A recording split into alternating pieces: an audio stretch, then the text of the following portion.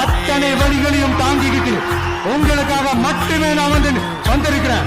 கலங்கிடாதே நெஞ்சுக்குள்ளியோ பழிக்கும் ஊரு என்ன செய்ய களங்கம் சேரும் நிலவில் தானே இருட்டும் இங்கே விலகிறோம். ஒழிஞ்சிடாதே உள்ளுக்குள்ளியும் இதுவும் கூட கடந்திரும்.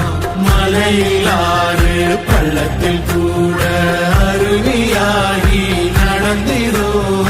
பூமி காற்று ஆகாசம் போல வாழும் பாசம் பாதே மாறும் காதெல்லாம் ஊர தேர சந்தோஷம். 100 தலைமுறை சேர்ந்து செதுக்கின ஈர நலம் இது பாறையா.